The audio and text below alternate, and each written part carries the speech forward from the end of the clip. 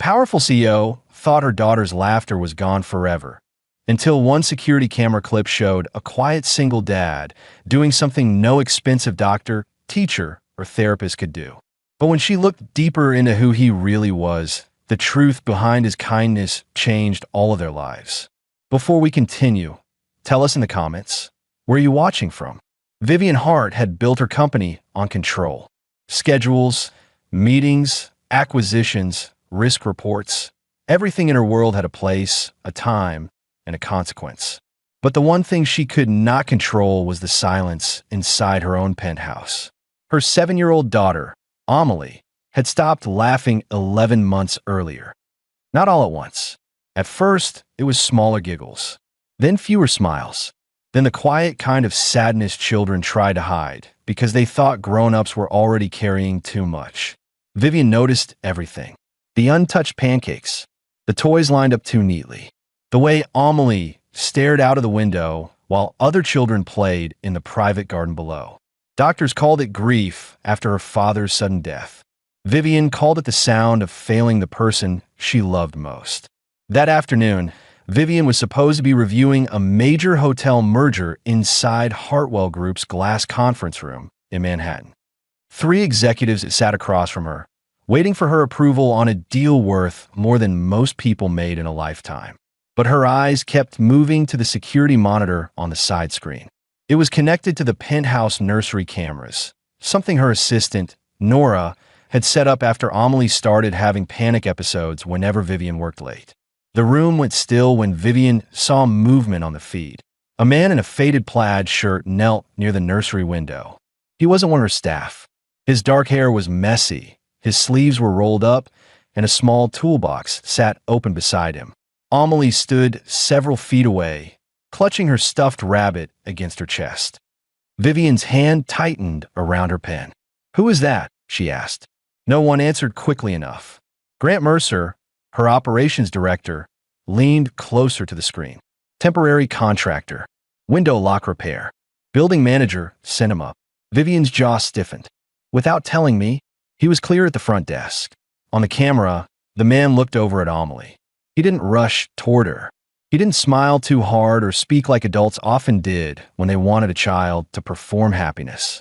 He simply picked up a sheet of printer paper from the small art table. Amelie watched him carefully. The man folded the paper once, then again.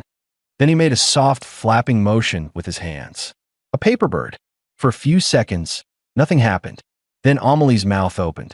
She laughed. Not a polite laugh. Not a nervous one. A real laugh. Vivian felt the room tilt slightly beneath her. The merger documents blurred in front of her.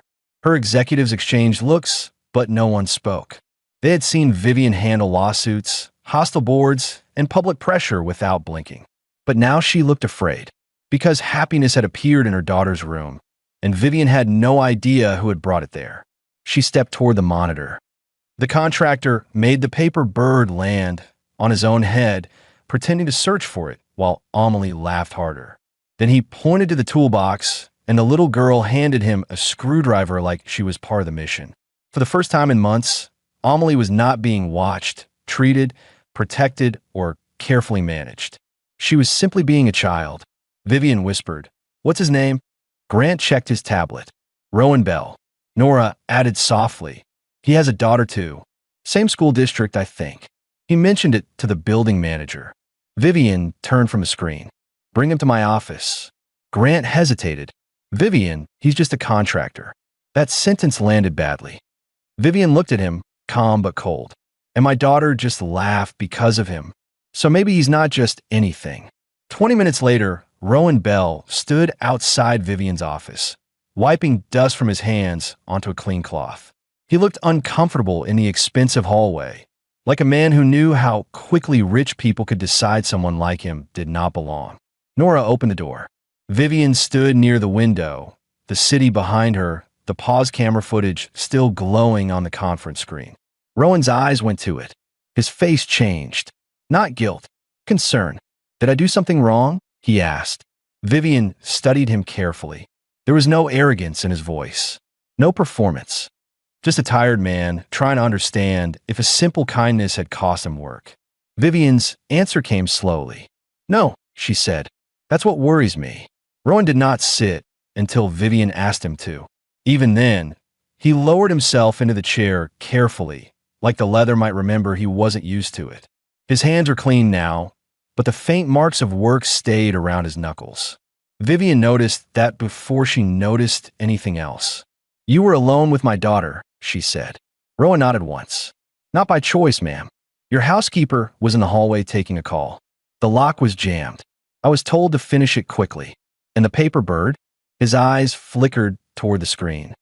She looked scared. Vivian waited. Rowan rubbed his thumb along the side of his hand.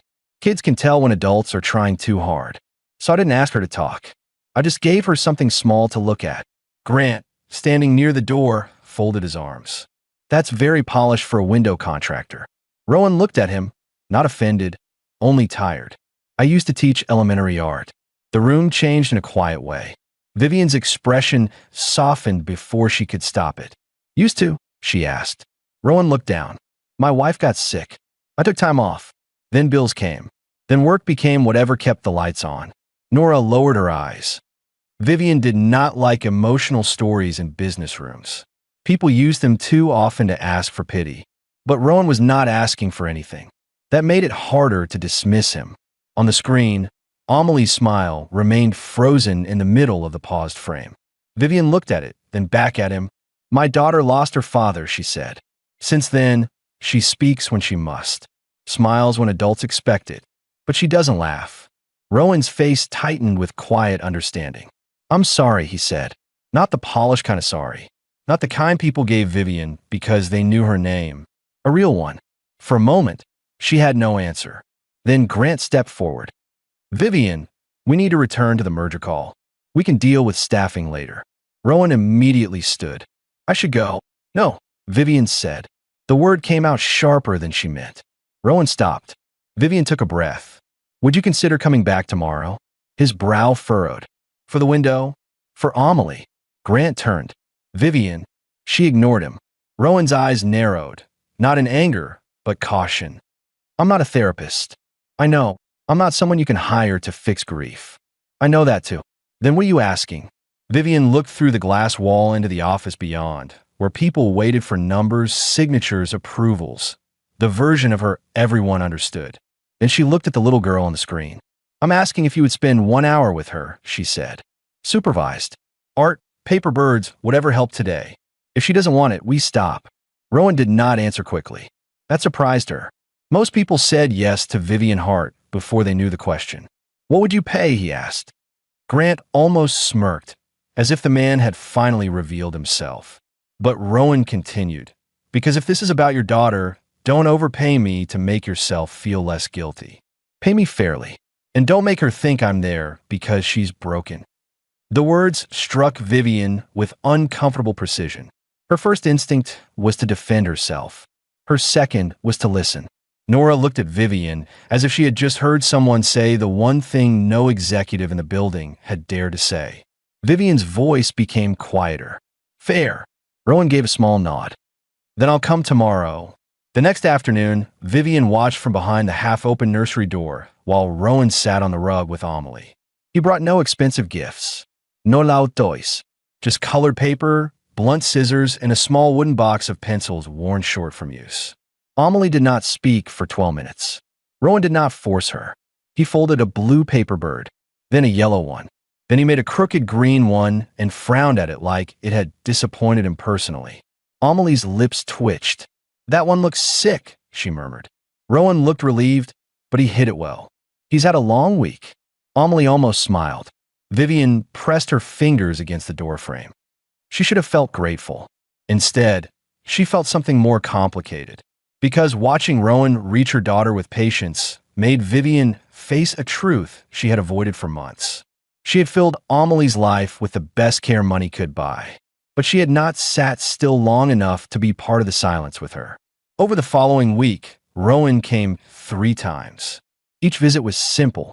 Art, small stories, gentle jokes, nothing magical, nothing dramatic. And yet Amelie began leaving drawings on Vivian's desk. A paper bird beside her laptop. A small sketch of 3 people in a park. Then, on Friday evening, Vivian found a drawing that made her stop breathing. It showed Amelie holding hands with her mother, and beside them stood Rowan, not replacing anyone, just standing there. Vivian stared at the page too long. That night, she called Rowan after his session ended. He was in the lobby, one hand holding his toolbox, the other phone pressed to his ear. "I saw the drawing," she said. There was a pause. "I didn't tell her to make that," Rowan replied. "I know." Another silence passed between them, softer than before.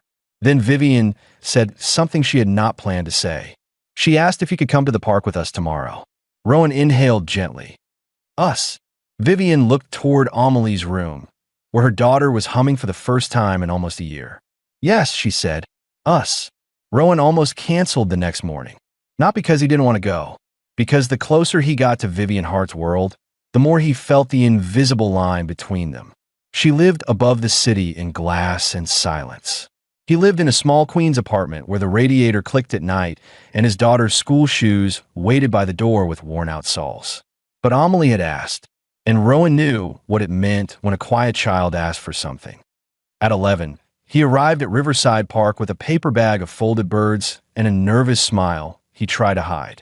Vivian was already there, standing beside Amelie near the fountain. She wore a simple cream coat, no boardroom armor, no assistant beside her. For the first time, Rowan saw how tired she really was beneath the perfect posture. Amelie ran to him first. Not fast, not loud, but she ran. Rowan crouched as she stopped in front of him. "I brought the sick green bird," he said. Amelie's face brightened. "He survived?" "Barely. Very dramatic patient." Vivian laughed softly before she could stop herself. Rowan looked up at her, and for one brief second, neither of them knew what to do with the warmth between them. They walked through the park slowly. Amelie collected leaves. Rowan showed her how to press them inside a notebook. Vivian watched, but this time she did not watch like a CEO reviewing footage. She watched like a mother learning how to come back. Near the river, Amelie suddenly reached for her hand. Vivian froze. Her daughter had not done that in months. Then Amelie reached for Rowan's hand too. 3 people stood together under the pale afternoon sun, connected by something fragile and unspoken. That was when Vivian's phone buzzed. Grant. She almost ignored it, but the message preview made her stomach tighten. "We need to talk about Rowan Bell." "Urgent." Vivian's old instincts returned at once. Suspicion, control, protection. She stepped away and called him. Grant's voice was low. I looked deeper. There was a complaint against him at his old school. Vivian looked back at Rowan and Amelie. He was kneeling on the pavement, helping her draw a bird with chalk. "What kind of complaint?" she asked. A parent accused him of inappropriate closeness with students. Vivian's chest tightened. Then Grant continued, but it was withdrawn. The district records show he was the one who reported neglect concerns about that parent-child. The parent retaliated. He resigned afterward when his wife got worse. Vivian closed her eyes, not because she was relieved, because she understood how quickly a decent person could be punished for doing the right thing. Grant added, quieter now, "I was wrong about him." Vivian looked at Rowan again. "Then don't just say that to me." That evening, Rowan came to Hartwell Group expecting to be told the arrangement had ended. Instead, he found Vivian waiting in the lobby with Nora, Grant, and a folder in her hands. Grant stepped forward first. "Mr. Bell," he said, uncomfortable but sincere. "I owe you an apology." Rowan's face stayed guarded. Grant continued, "I treated you like you didn't belong because of your job title. That was unfair." Rowan looked down, then gave a small nod. "Thank you." Vivian handed him the folder. Inside was not a blank check. It was a proposal. Hartwell Group owned an unused community space 2 blocks from Amelie's school. Vivian wanted to turn it into an after-school art room for children dealing with grief, divorce, illness, or change. Rowan would lead it as director if he wanted the position. Fair salary, real benefits, full independence on the program. Rowan read the page twice. Then he looked at Vivian. "This isn't charity?" "No," she said. "It's something I should have funded years ago. You just reminded me why." His eyes softened. "And Amelie?" he asked. Vivian glanced toward the elevator, where Amelie stood with Nora, holding a paper bird in each hand. She still misses her father, Vivian said. That won't vanish. But today she asked if we could make pancakes tomorrow. Rowan smiled gently. That's a big step. Vivian nodded. For both of us. Weeks passed. The art room opened quietly, without cameras, without press, without Vivian turning it into a corporate performance. Children came after school. Some talked, some didn't. Rowan never rushed them. Amelie painted birds on the front window. Vivian began leaving work earlier on Fridays. And sometimes, after the last child went home, she and Rowan stayed behind to clean brushes in the sink, standing shoulder to shoulder in the warm light. One evening, Vivian reached for a towel at the same time he did. Their hands touched. Neither pulled away immediately. Rowan looked at her carefully. We don't have to name this too soon. Vivian smiled, small and honest. Good. I'm learning not to control everything. Outside, Amelie taped one final paper bird to the glass door. It was blue, uneven, and beautiful. Below it, in her careful handwriting, she had written, "Home can be more than one place." Vivian read it, then looked at Rowan. For the first time in almost a year, the silence around her family did not feel empty. It felt like a new beginning.